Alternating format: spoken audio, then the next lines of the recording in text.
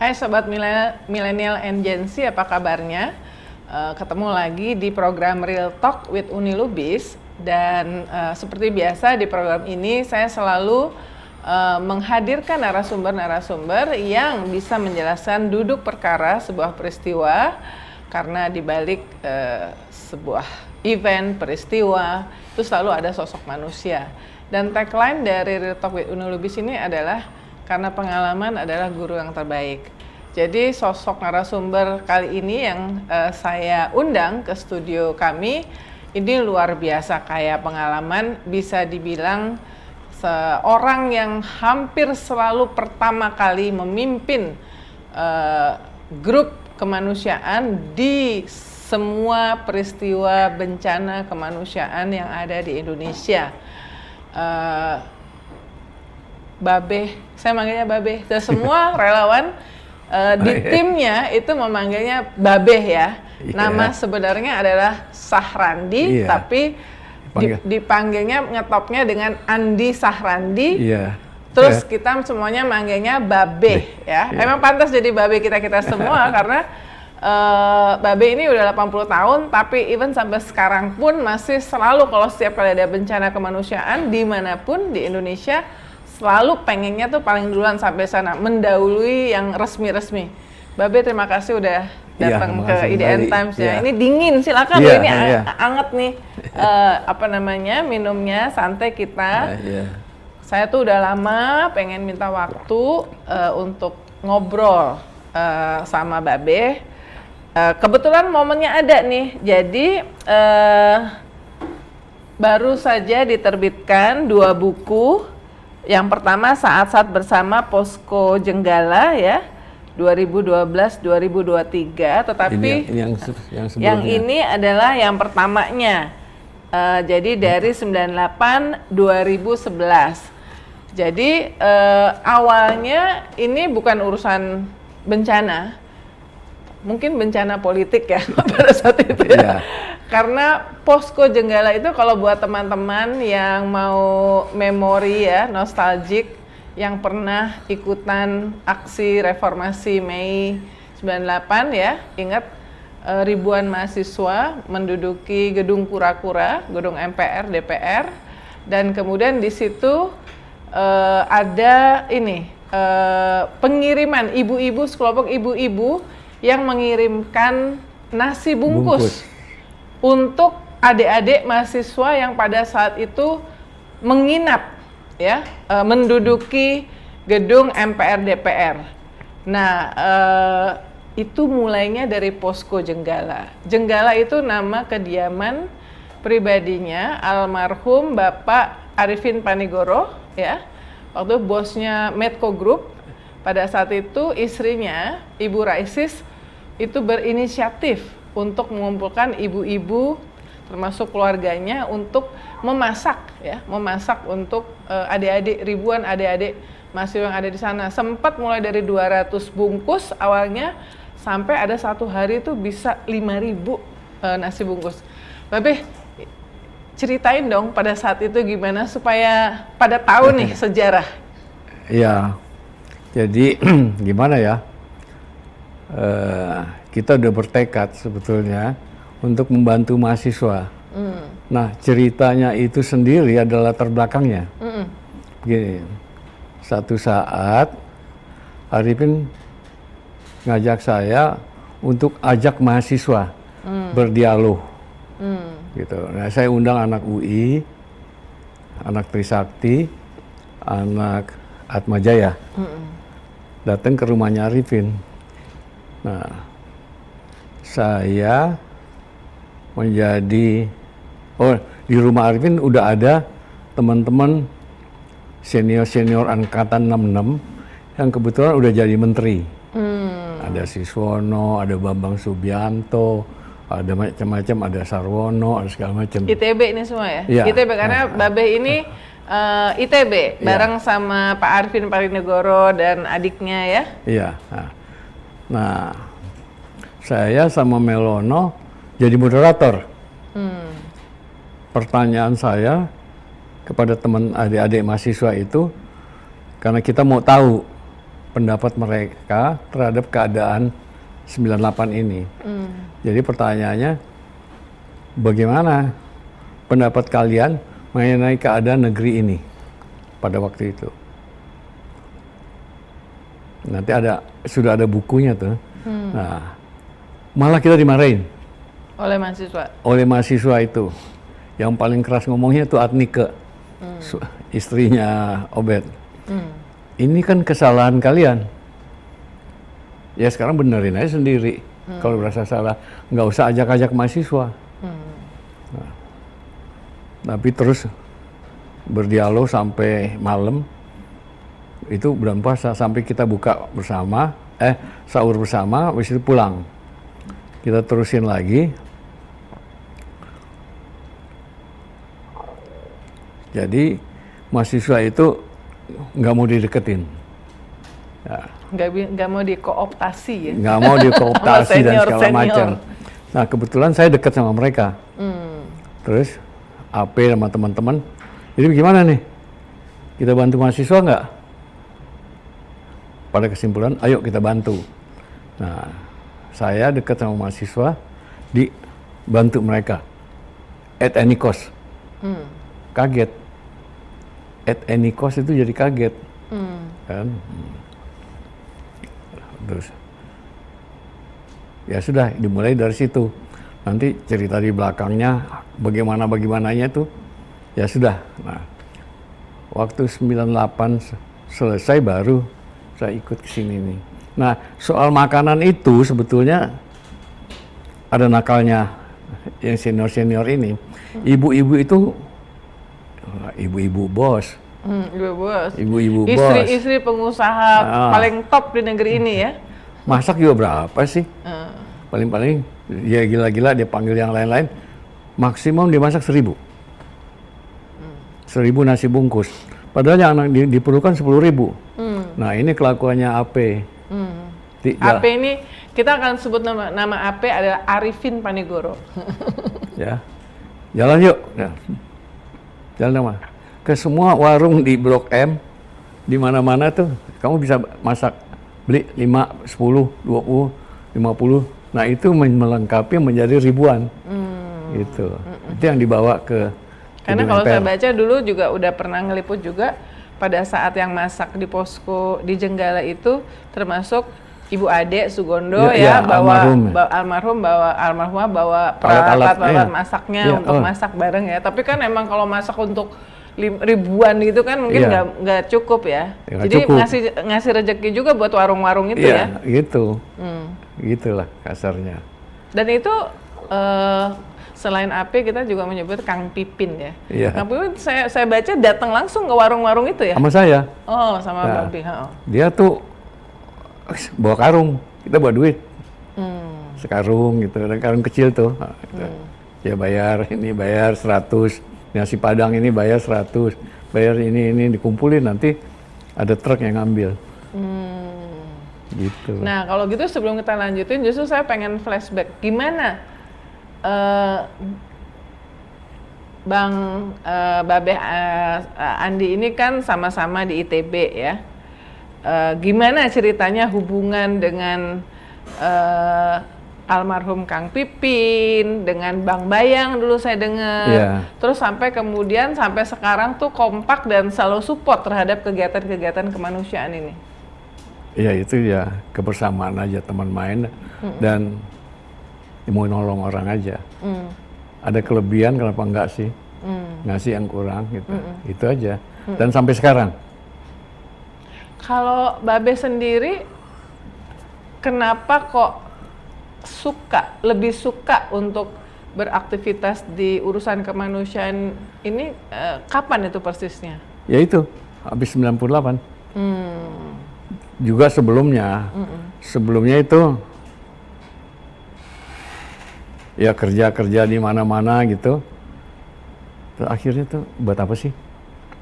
Sebagian tuh kita mesti kasihin. Nah itu saya mulai itu ngasih gitu. Nah ya udah diterusin dan kebetulan teman-teman punya anak Bang Bayang, Popsu juga kita itu 45 orang. Sekarang tinggal 17 nih. Yang masih Hidup. Tinggal 7. Nah, itu saling bantu. Bang Bayang ini termasuk Pak Abu Rizal Bakri juga masuk? Iya, nah sekarang Abu Rizal, Ical lah yang sering bantu. Yang sakit, yang nggak sakit, yang biasa kehidupannya itu dibantu. Gitu. Buat anak ITB yang senior-senior atau yang junior-junior yang nonton ini, saya mesti tanya, Bang Bayang itu apa?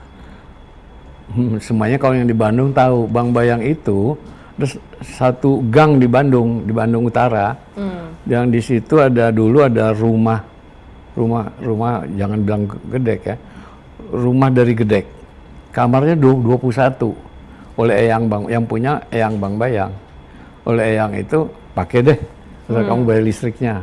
Di belakang itu ada Cacu segala macam tuh yang Cacu tinggal. Sudaryanto ya. Ini nama-nama legend lulusan ITB ya. Iya. Pernah top ketika menjadi dirut melakukan transformasi di Telkom waktu itu sempat jadi dirut Telkom ya. Oh jadi 45 ini lulusan masih pernah kuliah di ITB semuanya. Benar. Ya? Nggak semua. Dari semua. ITB. Oh. Ada yang dari Unpad juga.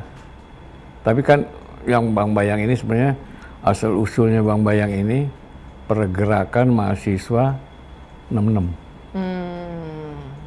66. Itu dulu ada Yosar suka main situ. Gitu. Om Rosian.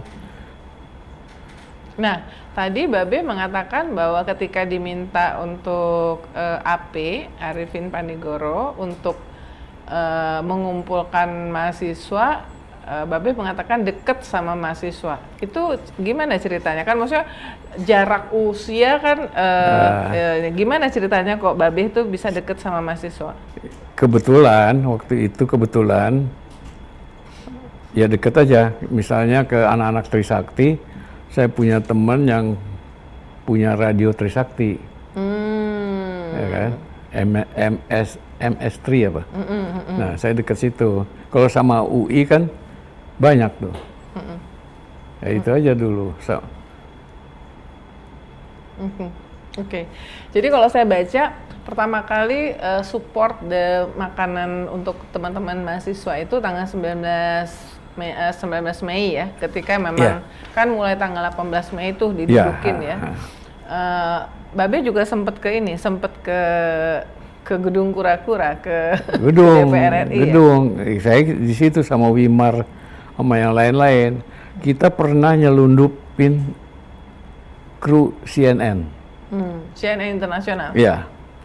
Karena waktu itu dia mau masuk nih bule susah. Ya kan? Nah itu udah malam, nggak tahu ada ide siapa, terus ngomong sama dia, kita kan bawa Aqua boleh masuk, Aqua segala macam boleh masuk. Itu orang sama peralatannya ditimbun. Ditimbun. Di dalam mobil itu? Di dalam mobil itu. Sebetulnya kan kalau diterangin kan kelihatan, karena Aqua kan terang. Nah itu sebagian diterpalin, dia kasih pipa buat dia napas. Itu ide dari mereka sendiri. Untuk bisa masuk ya. Tapi pas di dalam keluar bule gitu udah, kan? Udah bebas. Udah ya? Bebas. Yang penting gitu. Udah masuk. Nah, apa kesan dari Babe pada saat itu melihat pergerakan mahasiswa yang kemudian bisa memaksa Presiden Soeharto untuk lengser ke Prabon? Ya sebetulnya waktu itu kita kan udah sering diskusi, masing-masing ada caranya kan. Nah, kan di antara mahasiswa itu sendiri kan ada cocok nggak cocok, sehingga waktu penyerbuan ke gedung MPR itu antara Forko sama ini ada perbedaan. Nah, tapi saya ngelihat satu tujuannya bahwa kita ingin perubahan, itu aja. Yang itu yang waktu pertemuan di Jeruk Purut yang pertama, kita berasa disalahin. Karena ini kejadian ini semua salah kita. Nah untuk itu kita bantuin. Gitu. Ya, dan saya ngelihatnya gini, mahasiswa pada saat itu memang, dan banyak bukan mahasiswa, ingin ada perubahan. Ya. Karena sudah 32 tahun. Gitu.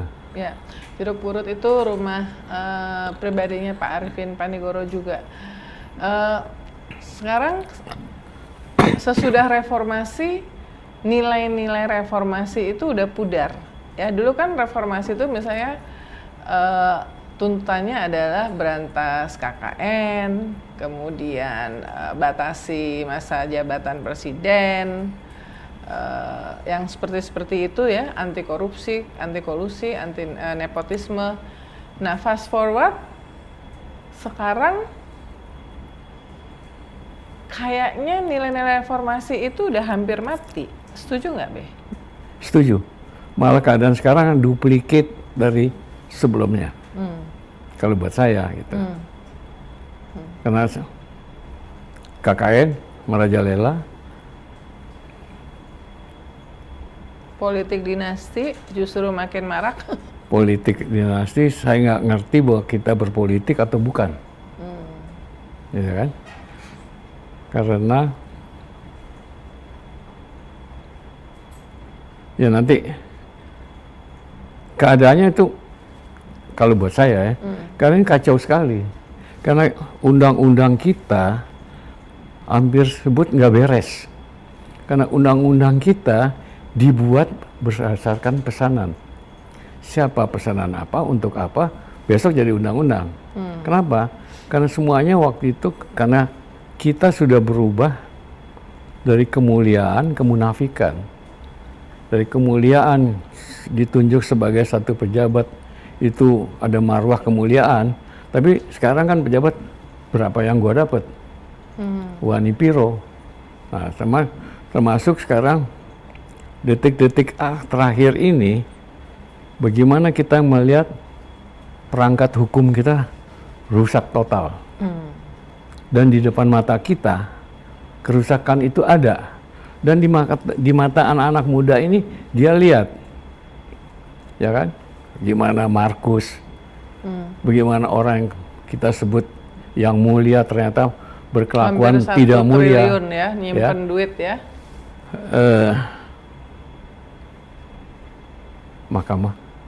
Mahkamah itu kan lembaga yang paling tinggi dan sakral. Ya tinggi di dalam korupsinya sekarang.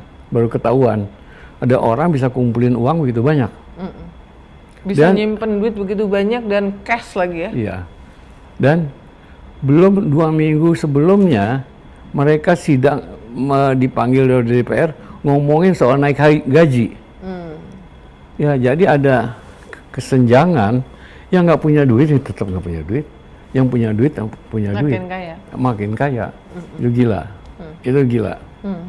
Dan kemarin saya sama teman-teman datang ke KPK. Ya, kita penggiat korupsi lah.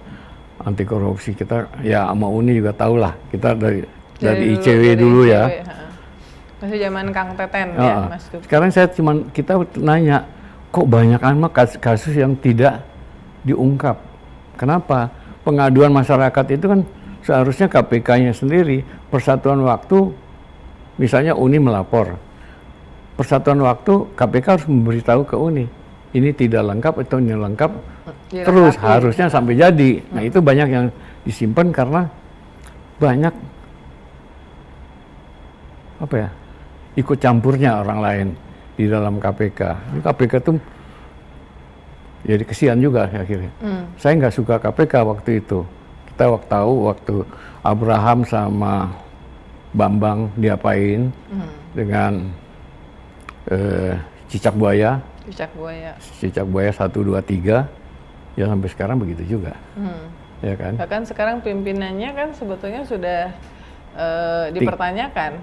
Ya gini, saya ngelihat KPK ini sudah lari dari cita-cita kita dulu untuk membersihkan korupsi.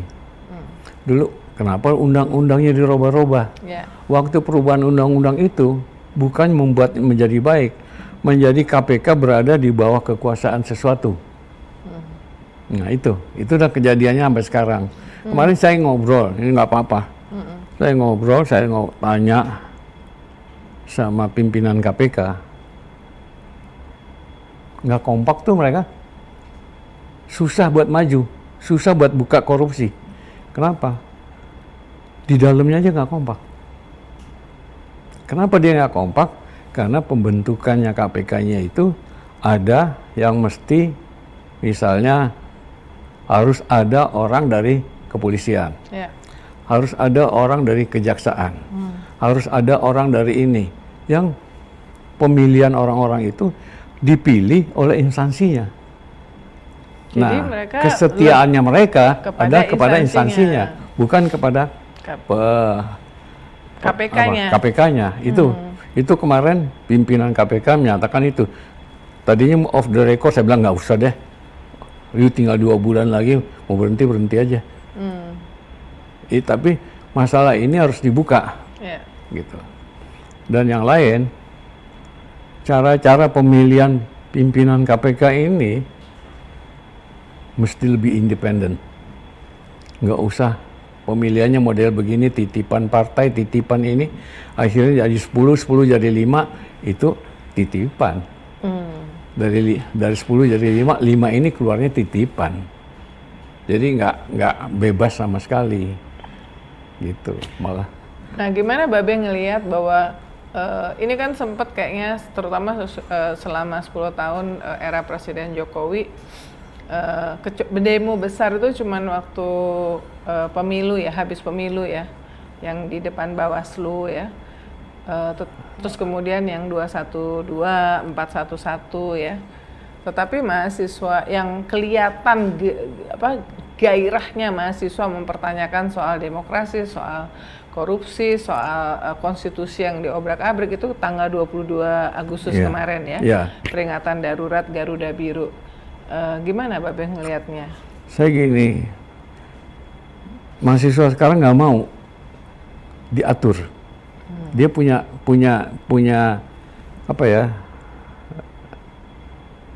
apa ya sebutnya, mereka mau ngatur dirinya mereka sendiri. Tapi buat saya dekat sama mereka, pengetahuannya mereka juga kurang. Kenapa dia kurang? Kepada sosial ini sehingga demo mereka juga nggak seru-seru amat. Kenapa? Karena mereka ditekan sama sistem kurikuler yang harus tamat. Nggak ada waktu untuk mikirin negara. Aktivisme. Padahal dia nggak tahu bahwa tamat pun dia belum tentu ada kerjaan. Gitu. Nah itu dia. Dan sebetulnya orang-orang yang mau membantu mahasiswa itu banyak sekarang. Nah, seperti saya contoh aja kemarin, saya melakukan sesuatu yang saya pikir nggak nyangka. Gitu.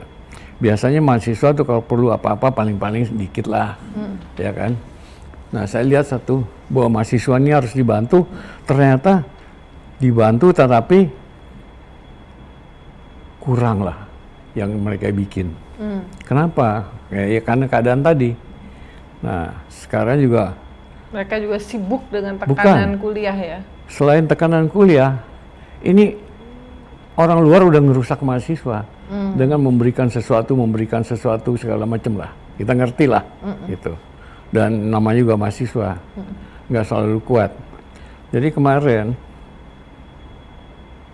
justru ITB yang nggak pernah mau ada demo, udah lama nggak pernah. Dan saya coba mentorin mereka.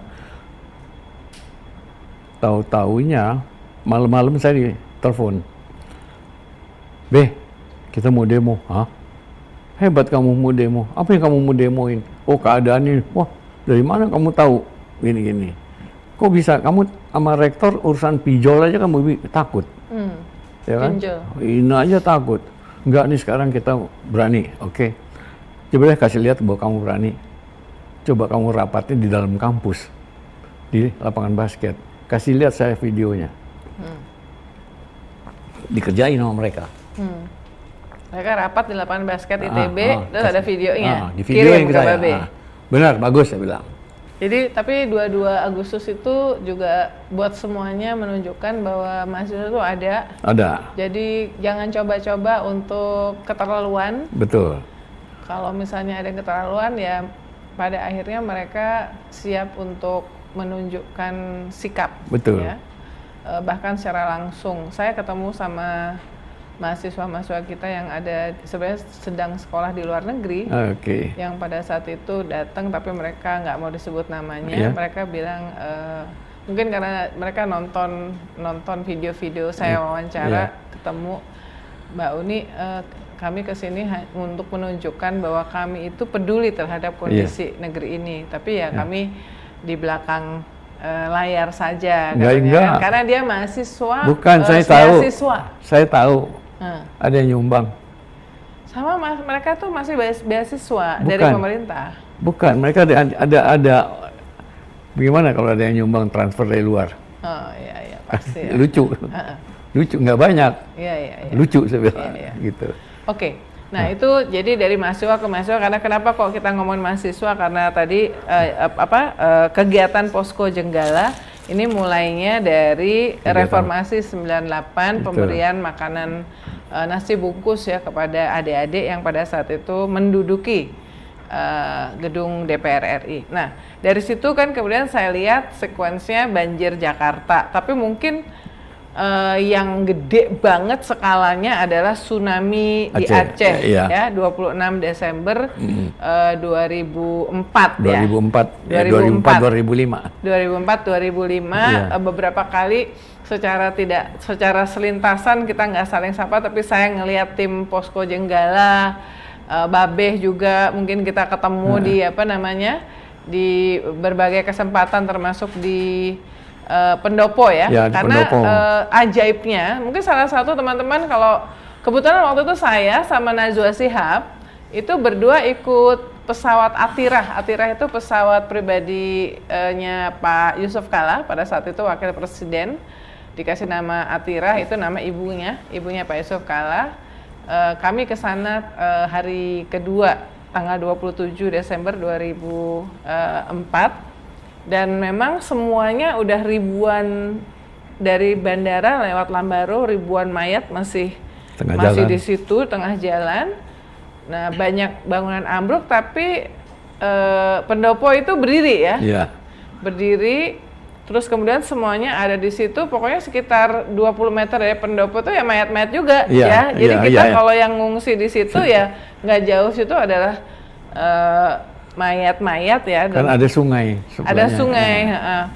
Nah terus sore di sana itu kami terbang ke Polonia. Saya ditelepon sama Pak Arifin Panigoro, ditanya soal situasi kondisi. Saya sampaikan bahwa wah ini luar biasa yang nggak pernah dibayangkan seumur hidup mungkin oleh semua orang Indonesia ya.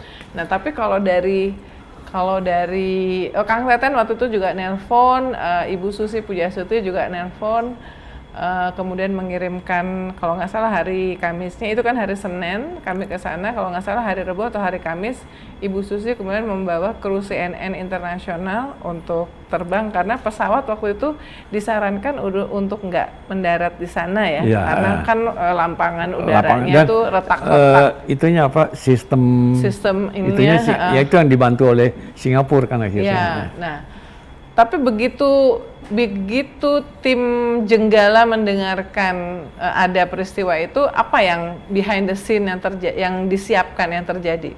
Jadi gini, hari Minggu ya, kita nonton TV. Nonton TV, ya mengagetkan semua kan, tsunami ini. Terus saya sama AP sama beberapa teman di situ. Wah.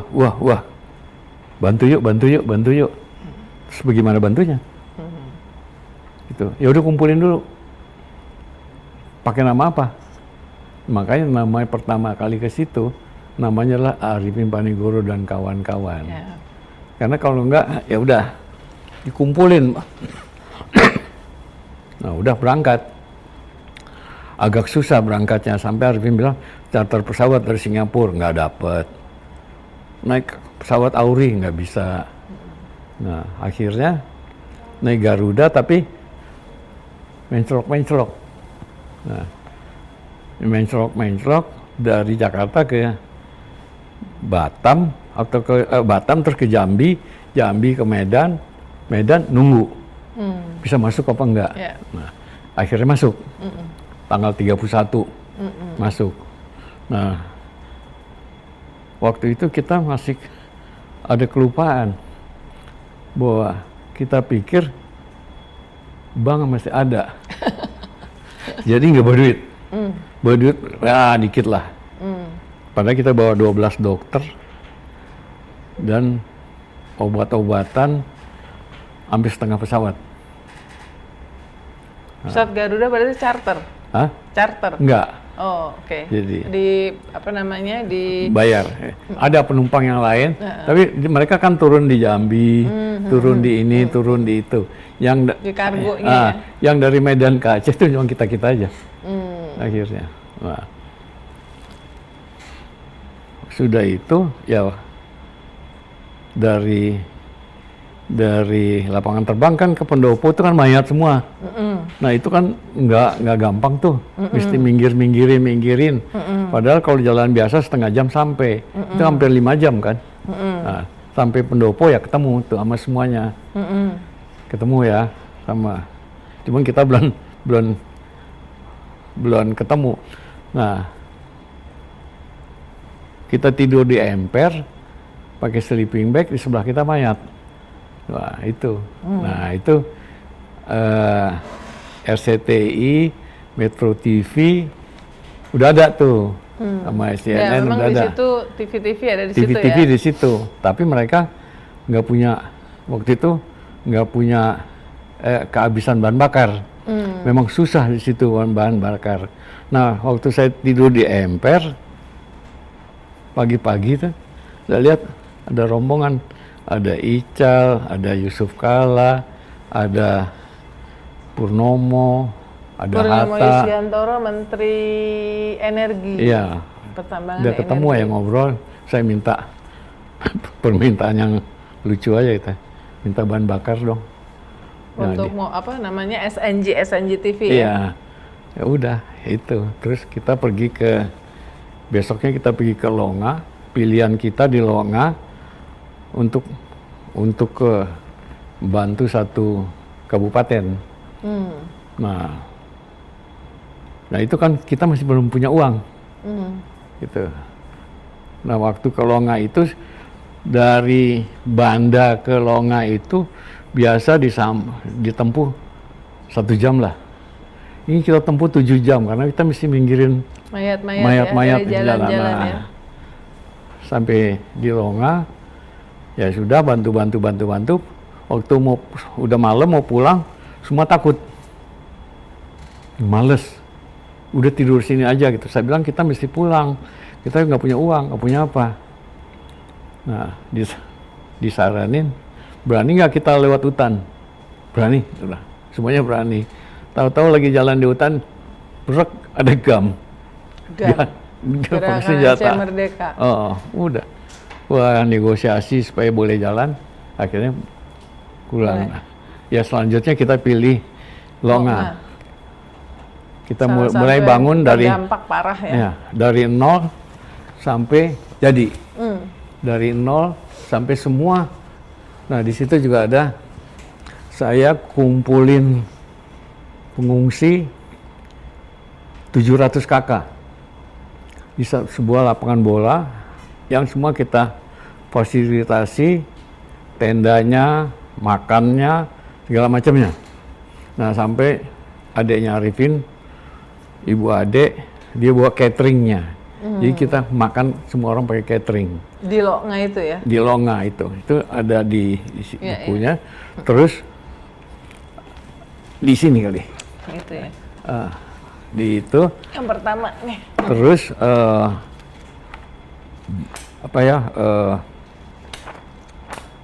setiap hari kita masak buat 1.000 orang. 700 buat keluarga ya.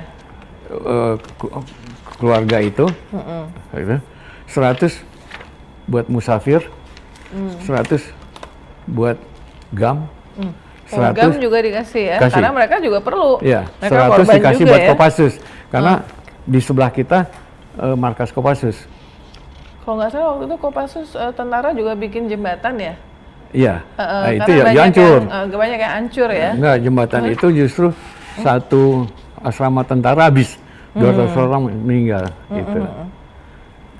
Ya udah, kita bikin kuburan massal sampai Clinton datang tuh. Bill Clinton ya? Iya, gitu.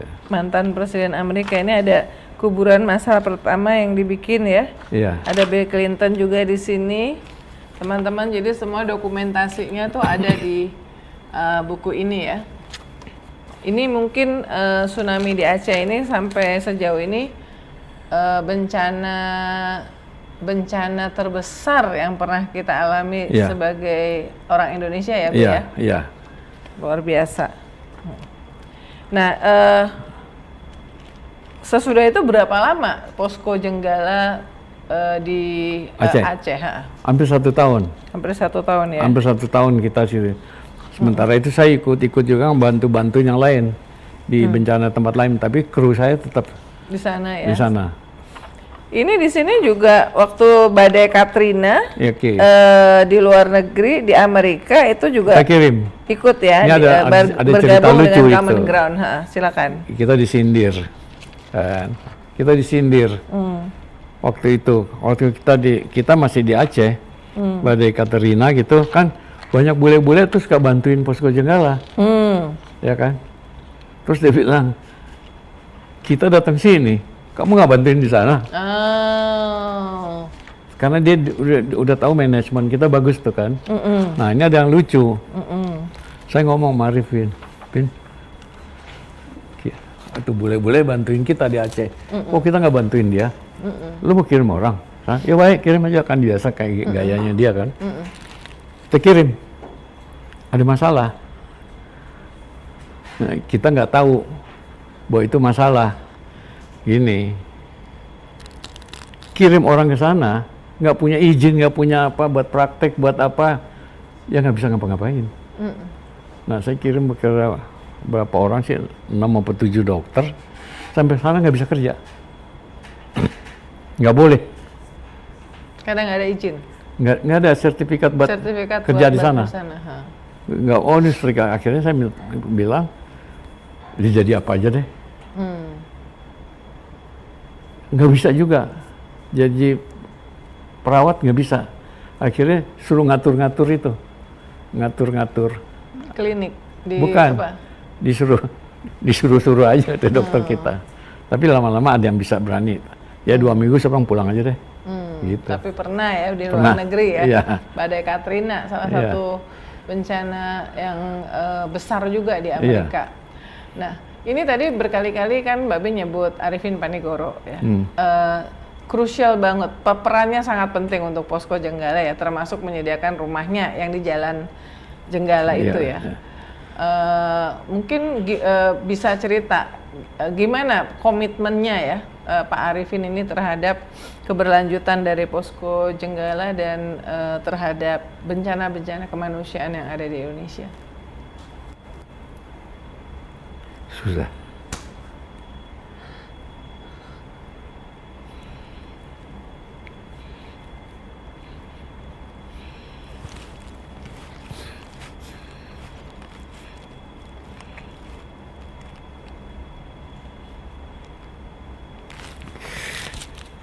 Sorry, susah.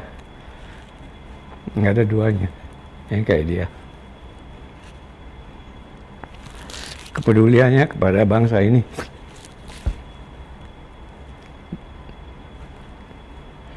Susah. Perkawanan saya sama dia tuh susah. Nggak bisa dinilai. Sampai detik ini, saya nggak bisa ngelihat bahwa ada orang yang terlampau peduli sama bangsanya.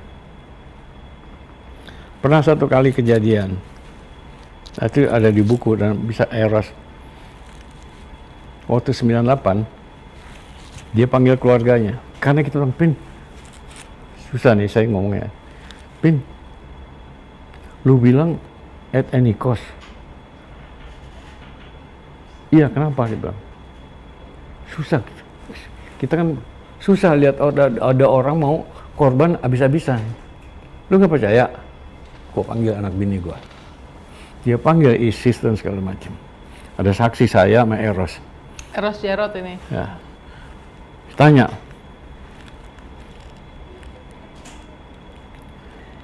Kalau kita sekarang bantu reformasi atau bantu masyarakat, bantu semuanya, sampai habis-habisan, gimana? Dulu kan kita nggak ada. Sekarang Tuhan kasih kita banyak. Sekarang kalau sampai habis gimana? ISIS, almarhum juga, istrinya bang, kenapa jadi bingung? Dulu nggak ada, sekarang nggak ada. Terus kenapa jadi susah? Itu. Ya udah, kita kerjain itu. Nah, termasuk di dalam hal-hal bencana, malah kadang-kadang dia lebih dulu dari saya tahu. Gitu. Kadang-kadang, lu nggak pergi ke situ, ada bencana tuh. Ah, di mana? Lu lihat deh di berita atau di mana ada. Nah, kadang-kadang kayak gitu. Dan kepeduliannya sangat-sangat. Gitu. Sorry ya, susah nih. Saya ada sedikit emosional kalau sama dia. Mbak Be, ini kan udah ratusan bencana ya, dan buku ini saja itu ketika saya baca itu menunjukkan bukti bahwa Indonesia itu prone to disaster ya. Yeah. Bencananya tuh macam-macam, banjir, gunung meletus, gempa, tsunami, itu udahlah semuanya. Babe dan Posko Jenggala yang kebetulan saya tahu banget karena saya pernah ikut dengan tim Posko Jenggala ke Baduy. Nginep kita di Baduy dalam ya, meskipun saya hampir pingsan guys. Jalannya 5 jam ya. Sama dokter Amril ya? Amril, muda, ya. Amril. Nah, dari zaman ke zaman, dari tahun ke tahun, apakah Babe dan teman-teman Posko Jenggala melihat ada perbaikan dalam respons cepat dari pemerintah terhadap penanganan bencana di kita? Saya lihat sih ada, tapi apa ya? Saya nggak tahu. Prosedurnya suka terlambat. Tapi ada. Nah, sekarang kan ada satu badan penanggulangan bencana kan. BNPB. Itu menjadi satu lembaga yang gede, jadi satu organisasi yang gede, yang seharusnya bencana-bencana itu dengan cepat bisa ditangani. Nah, caranya bagaimana? Mungkin mereka lebih tahu. Di tiap daerah-daerah tertentu sudah dipersiapkan. Kalau ada bencana, ada orangnya, ada barang-barangnya, ada apa-apanya gitu. Gitu. Jangan sampai nunggu. Karena berapa hari itu dalam setiap bencana, 1 minggu pertama itu menentukan. Baru yang lain gampang. Nah, 1 minggu pertama itu yang sangat diperlukan adalah obat-obatan dan dokter. Makan gampang. Nanti selanjutnya tuh banyak. Dan banyak bener. Nah, seharusnya relawan dokter ini banyak. Dan anak muda itu suka. Dokter-dokter muda itu suka pergi. Kenapa? Itu melengkapi sejarahnya dia. Perjalanan hidupnya ya. Nah, dan juga pengalaman. Iya. Gitu. Di sini, di buku ini juga ada daftar-daftar relawan Posko Jenggala. Banyak yang dokter juga ini ya. Iya. Dan gimana sih rekrutmennya, Be? Kok mereka ini Posko Jenggala ini kok bisa mendapatkan relawan-relawan muda ini ya? Gimana ceritanya? Gini, pertama kali dulu kita waktu di Aceh nih, waktu di Aceh itu saya teman dekat saya itu dia salah satu pengurus HMI. Nah, ternyata HMI itu punya jaringan ke dokter-dokter HMI. Nah, itu yang pertama kali di bawah 12 orang itu. Yang waktu tsunami ya? Sudah bagus gitu. Nah, terus kita setiap kegiatan kita kasih tahu ada yang mau ikut nggak. Kadang-kadang saya susah nyaringnya, keliwat banyak, gitu, keliwat banyak. Nah akhirnya kan gini, kita bagi-bagi deh, karena dia ada yang mesti praktek, ada yang ini, ada gantian dia. Nah ini yang jadi kos. Kan? Dia 4 hari pulang, ganti yang baru. Iya. Gitu. Nggak bisa lama gitu ya. Ada yang lama, teorinya dia mesti gantiin temennya, bayar temennya, gitu kan. Tapi rata-rata bagus. Dan sekarang Posko Jenggala itu punya relawan, termasuk dokter, ada di Aceh, ada di Medan, ada di Padang, ada di Jakarta, ada di Bandung, ada di Surabaya, ada di Luwu, ada di Manado, Luwu ada di yang Papua. tsunami itu ya. Sekarang ada, paling sedikit ada kontak kita. Jadi setiap Posko Jenggala mau bergerak, misalnya ada kejadian sekarang, kita lihat internet, kita hubungin mereka. Ada apa sebetulnya di situ? Jadi apa yang mereka perlukan? Ya, mereka kasih, baru kita ini. Jadi rata-rata hari pertama itu yang sibuk saya deh, nyari duit.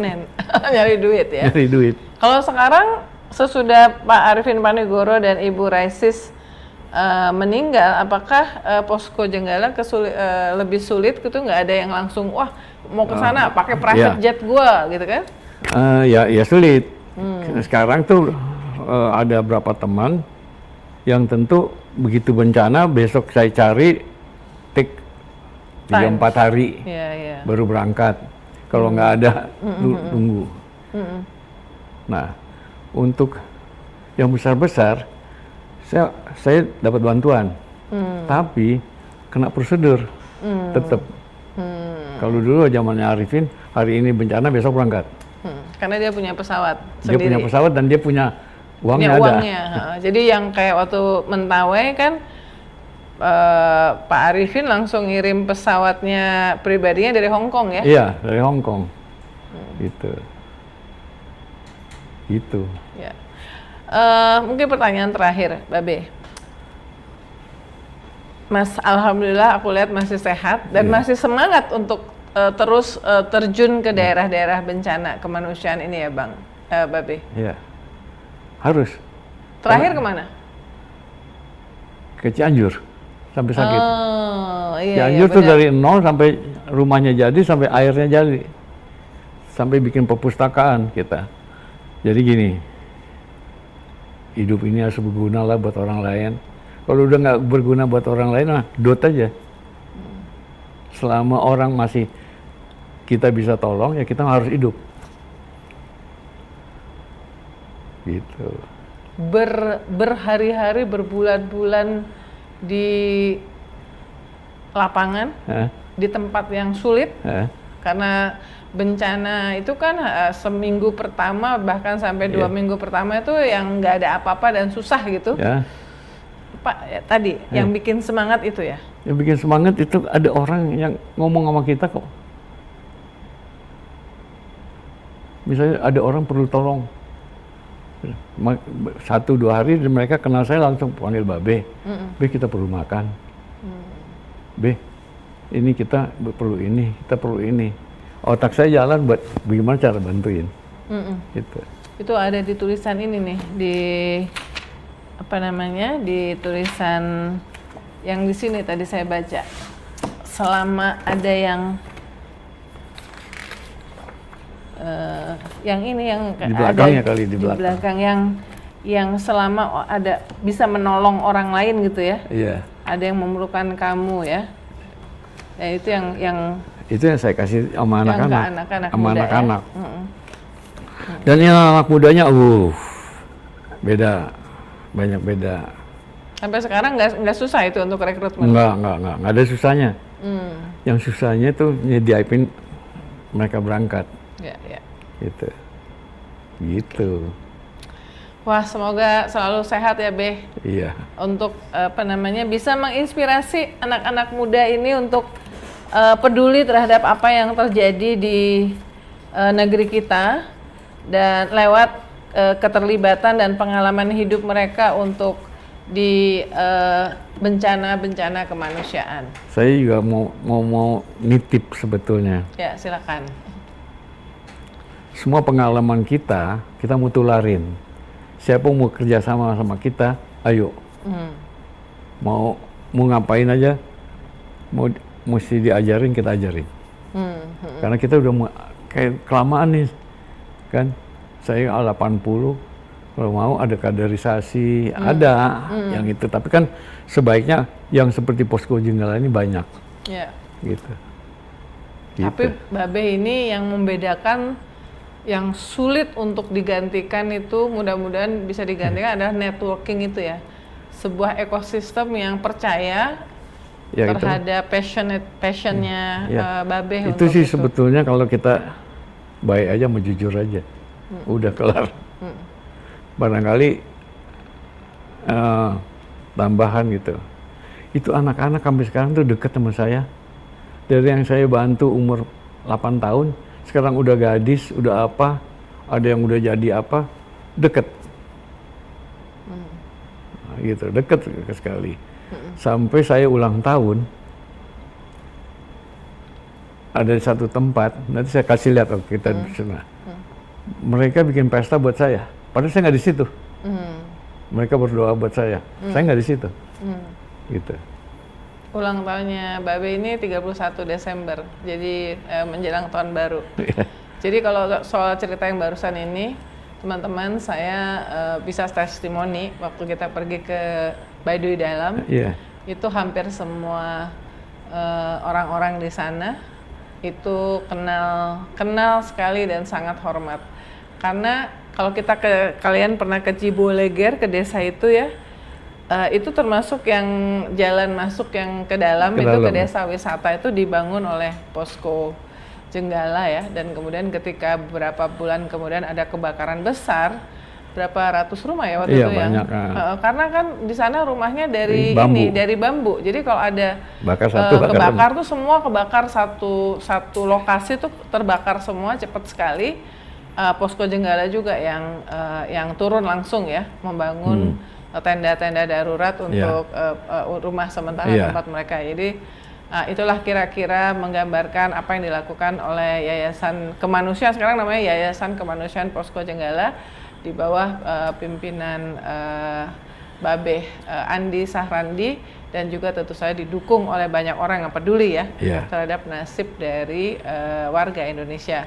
Semoga Babe selalu sehat. Makasih. Ya. Dan mungkin kita nggak ngarepin banget deh ada bencana, tidak ada yang berharap ada bencana ya. Tetapi kalau memang ada bencana, Posko Jenggala siap untuk membantu dan tentu butuh support dari kita semuanya. Terima kasih teman-teman sekalian. Sampai ketemu di Real Talk with Uni Lubis berikutnya. Jangan lupa subscribe, komen, like YouTube IDN Times untuk konten-konten berkualitas dari kami. Sampai jumpa.